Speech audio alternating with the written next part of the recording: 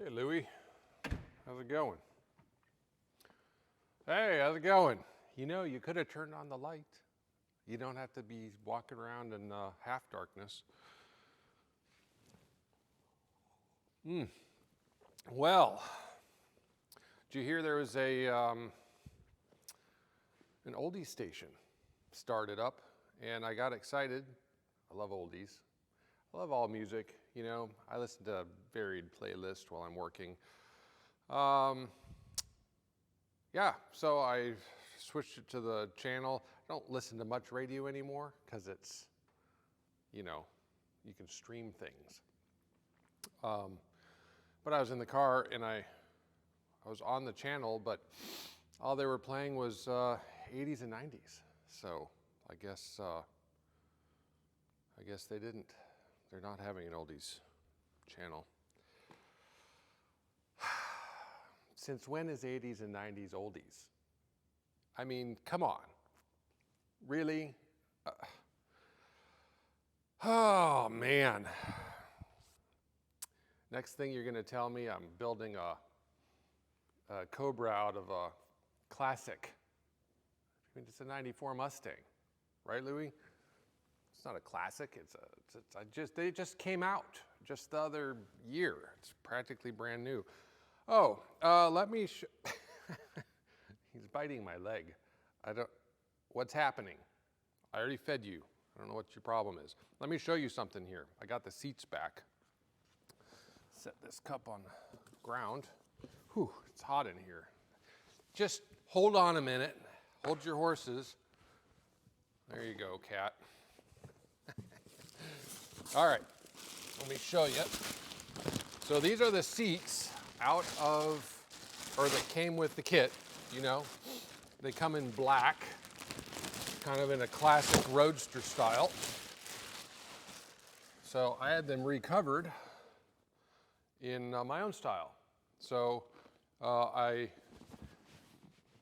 had them do more of I think they call it a French seam. I picked this pattern because, I mean, if you can tell, it's kind of snaky, you know, a little nod. I'm not going to have, okay, I'm giving away some things.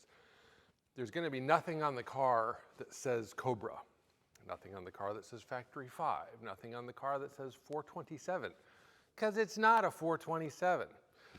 When I had my first car, that blue one you saw at the end of last episode, it was a Mercury Capri, Fox body, it's a 79.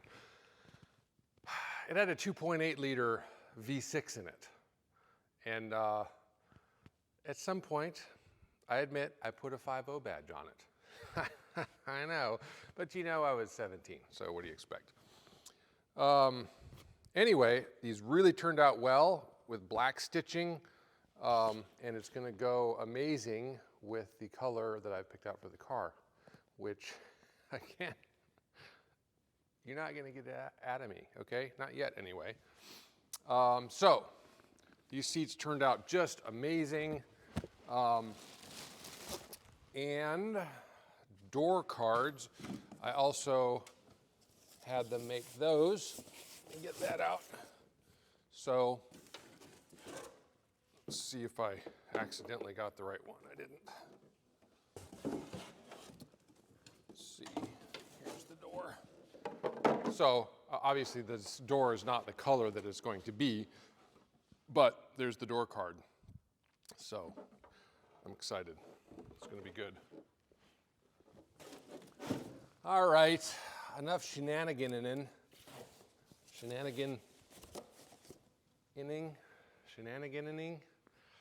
Enough of that. I got some work to do.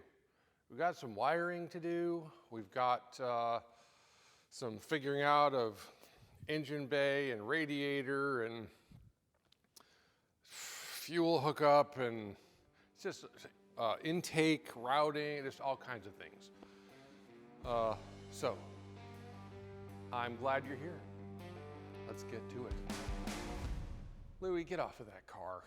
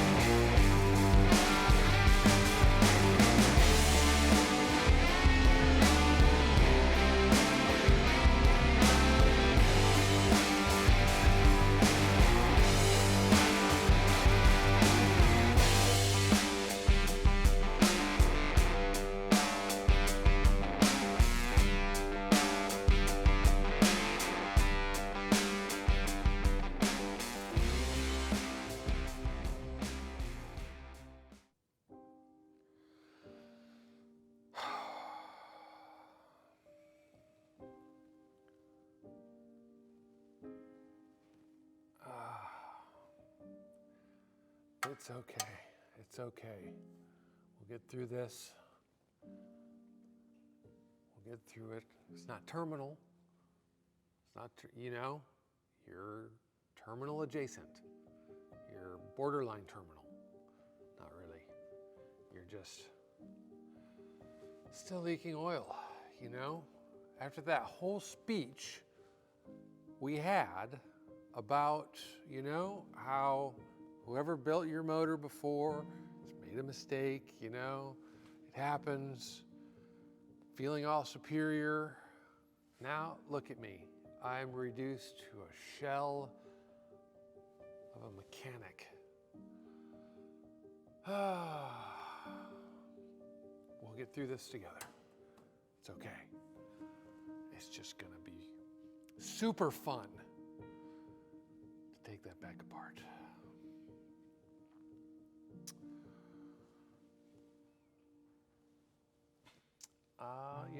We're gonna just move on and just continue the joyful process of building a Cobra. Good times, good times.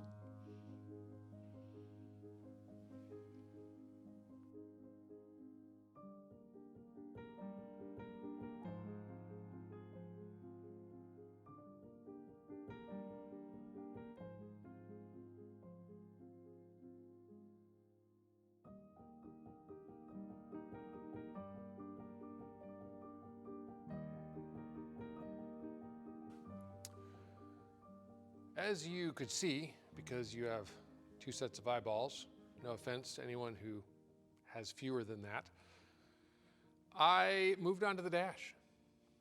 I'm waiting on some things to finish buttoning up the engine. So until those things show up, I figured I'd move back to the dash because I would like to hook up some of these gauges.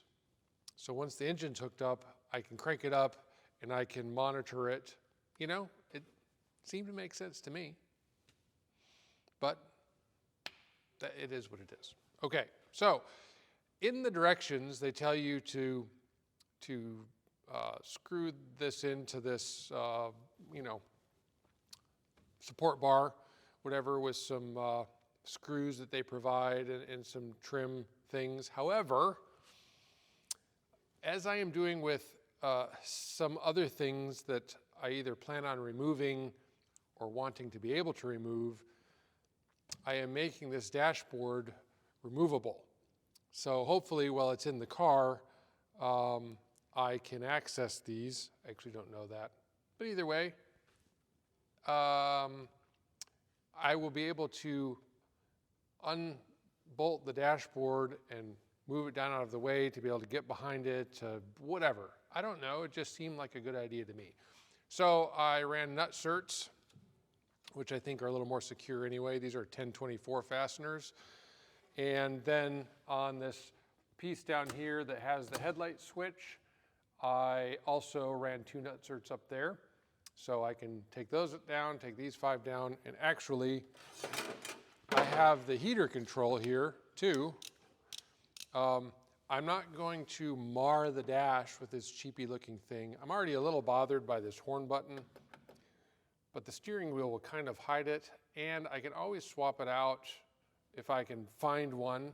I'm sure they're out there that looks nicer with maybe a trim ring that matches this. It'd be a little bit better. I could have hidden that, but it's a horn button.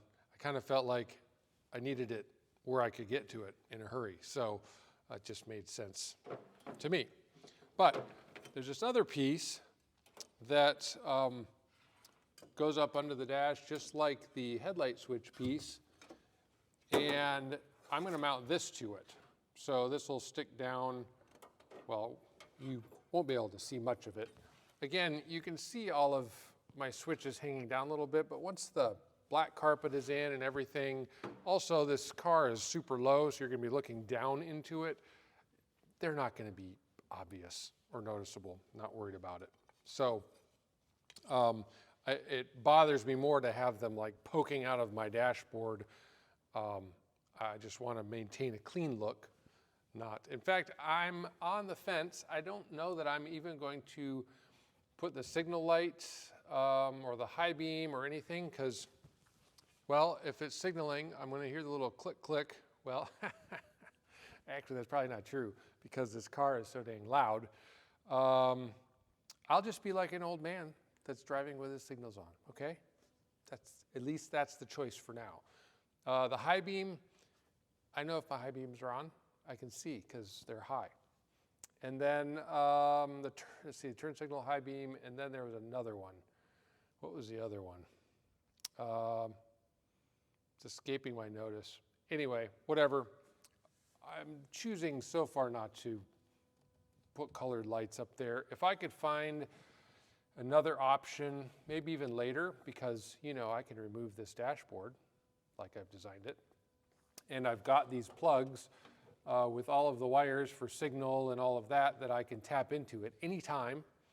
But if I find something I like that looks classy like this, I might do it. But for now, it's blank and the car will drive fine without it. So this heater thing, it'll be sticking down there too. Then I can turn fan on, fan off. I just reach over here and do that. I have long arms. I'm sitting right here. I can totally do that. So my next thing is to mount this up where I want it. It will also provide a little bit more stability for the dashboard. So that's a good thing. What else?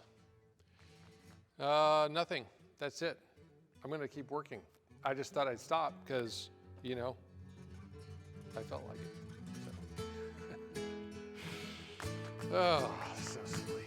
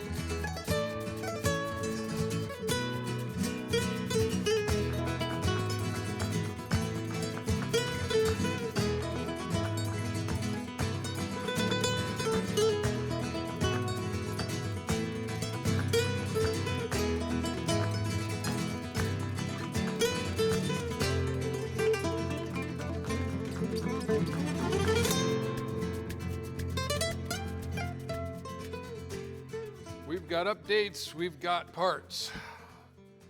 Hey, fuel line. Got some more down there, so I can finish that up. But what I've been doing, as you can tell, is wiring the gauges. So what I did was, these are the gauge directions, but I got a gauge cluster swap diagram online, just printed it out. It's amazing what you can find online.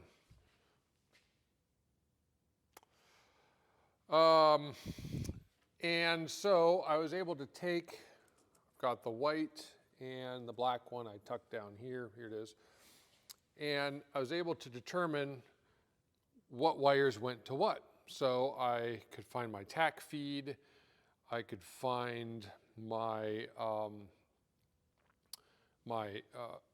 power, for instance. We've got red is accessory on power, white is illumination, and black is ground. So now the gauges illuminate when I pull the switch. Well, they won't now because the battery's not hooked up, but I did verify.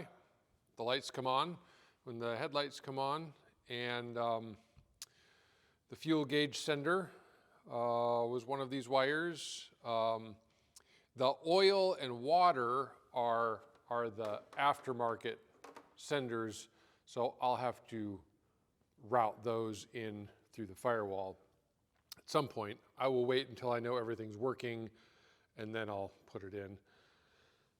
Also, I just temporarily mounted the GPS for the speedometer. I might do something different.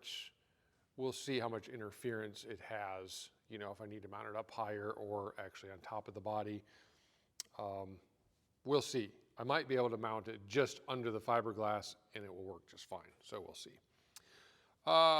One feature that I was able to discover is that if you look at this gauge, you've got these three little dot lights. Well, that's high beam, left and right. So I don't need the big ones in here. They're in the gauge. And I checked them and they work off of this. Obviously the signal ones just kind of come on because I have no bulbs. The circuits aren't complete, but the high beam, I was able to push up on this and I got the little blue light on. So yeah, when this is in the high beam position, it actually isn't touching, but it does, when you push up on it, it kind of hits up against it just from the play in it. But everything else works great. So what else? So I'm pretty sure 99%, 95% installed on that. I wanted to get those done so that when we're ready to crank the engine, I have data and I can make sure the tack is getting the right signal and all that kind of stuff. So one thing I'm still sorting out is the horn. These are my horn wires. I have the harness that went to the horn on the steering wheel, which is right there.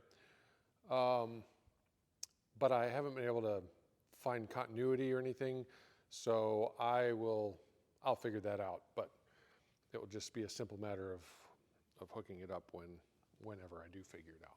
So let's see, the belt I bought was still too long, so I've got another one coming. It's a little bit shorter. So when I put the ignition on, I do get the fuel pump, you know, coming on for whatever, 2-3 seconds to prime the system. And so I'm gonna hook the fuel lines up next, I believe. And oh yeah, the other thing that came in was I ordered one of these from Summit. So what I'm going to do is take the stock radiator hose, I'm gonna put this in line with it, and then I can use a mixture of the stock and then maybe that stuff for the upper radiator hose over here. But then I'll have a fill, because the fill on the radiator will be kind of tucked in here. You won't be able to use it. So yeah, that was an extra expense, I think $40 or something. You can get them really cheap on Amazon, but the reviews said, hey, this is a really cheap thing. The metal's super thin. I went with something that I felt would last. You know, you pay for what you get for. You get what you pay for. I've heard it both ways. Yeah, that's the updates that I can think of at this time. So, oh, hey, let's check this out. I haven't gotten my wheels yet, but I did get the tires. Check out those fat things. Holy crap, that is going to be awesome. I went with Mickey Thompson. So, there you go. Those are the tires. They're black. So, you know, we gave that away, didn't we? We got black tires. So, it's okay. There's still some more surprises in the future. So I'm not, you know, telling you everything. Okay. I think it's time. I also need to route my ducting, but I think I've just got enough room in the wires.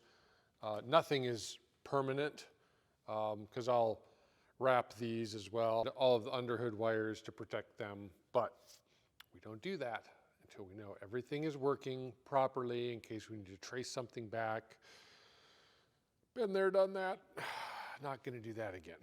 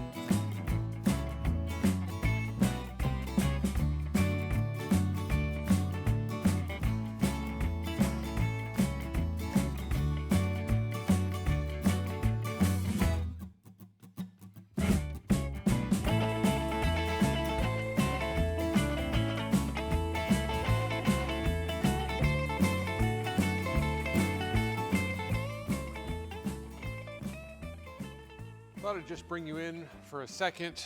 I was buttoning up some wiring, and there's one part in the instructions that I was ignoring because it didn't make sense to me and I didn't understand it. Still don't 100%, but I'm going ahead and doing it anyway because it says to do it. I know. I'm folding. It's fine. Okay, let's just move on. So, in the instructions, the battery charge indicator, which basically on the old gauge pod, you probably won't be able to see it very well, but the first one here says, well, it's the battery plus minus symbol, you know? So if you're driving and that comes on, you're like, oh, something's wrong with my charging system. Well, this is saying in order for the battery to charge, you need to solder a 510 ohm resistor between the wires. So I got to looking at the back of this after basically reading this and being like, oh, that doesn't make any sense. Why wouldn't the battery charge? Whatever, okay. So where the harness plugs in here, I was able to trace it back because they were saying, well, just clip this 510 ohm resistor. It goes between these two wires, which both go to this bulb, basically. So there's a resistor between that circuit. Well,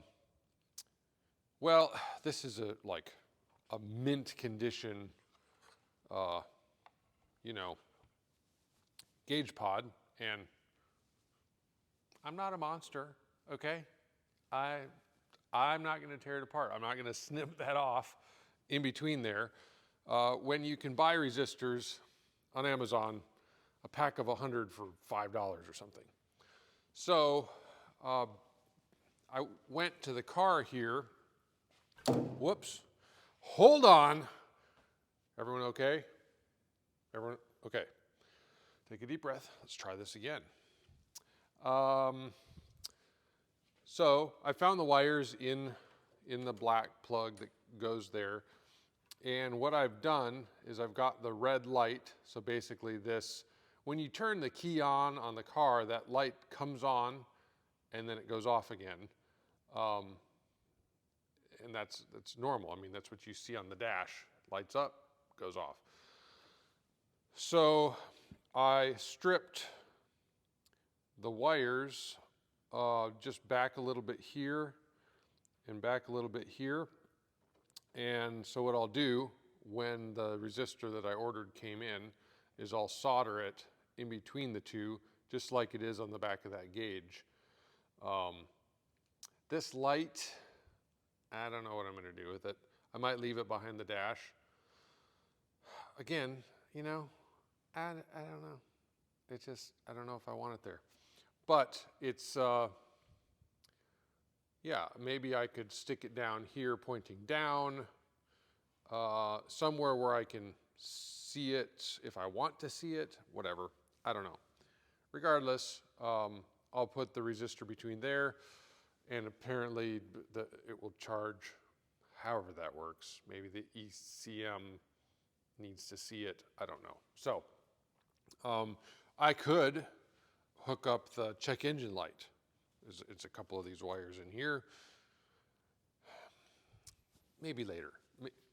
It's not really super important to me right now. So anyway, this is just a little quick thing to say that was in the directions and that's how I'm accomplishing it, just in case anybody else is, you know, in this situation, which, you know, I know there's two of you somewhere.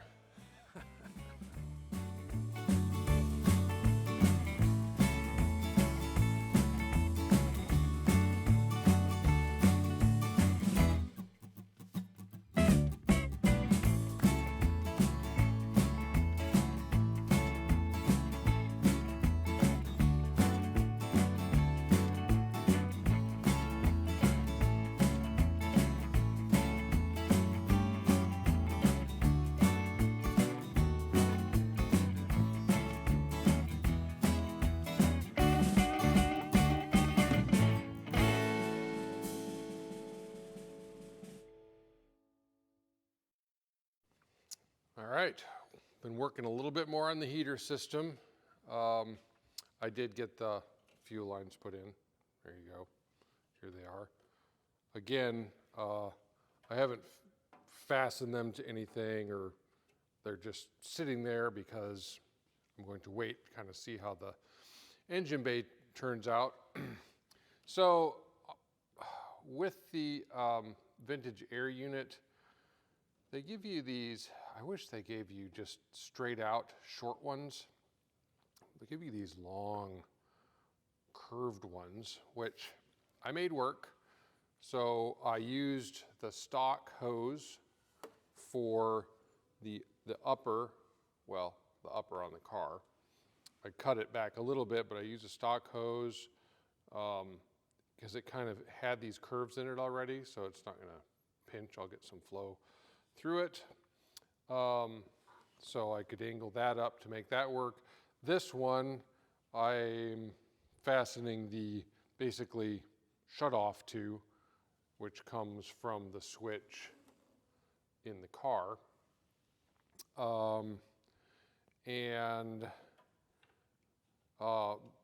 So that came out this way, and then I'll just have to kind of loop it around somehow into this hose. This is a 3/4 and this is a 5/8. So I've got an adapter coming, so I can run this hose straight into, well, this is what's left of the stock hose on the bottom. I cut it back a little bit to get it pointed the right direction. So, yeah, that's what that is.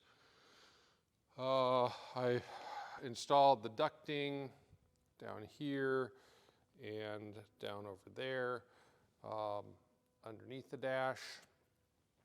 I am gonna, I believe, install the defrost. It's here, why not? But I'm going to kind of wait for now. So, I mean, it's kind of in conjunction with putting the body on. I got to do some measurements and see like where it falls. Like for instance, I don't want it to fall right on top of this because I don't know how much room I have for the vent and all of that. So I've got to play around with that. Haven't played yet. Been playing, just not with that. The radiator came in. The manufacturer of it, SVE, was kind enough to stencil SVE right on it. Well, I am painting over it. I ordered the black radiator. It's going to go with the theme of my build, and that way, when you look in, you know, the front of the car, it's going to just be black in there, and that is the look that I want. So I'm painting over the SVE that you can't see, but I can, and that'll be fine. It'll be fine. So let's see. Working on that because that came in today, working on the heater. Well, I don't know. I'm about to start figuring this out, and also I've got this on my mind. This is the intake off of the Mustang, and on the Mustang, it went like this, except down here. Well, that's not going to work. You know, that sticks my air cleaner out way past into the wheel well.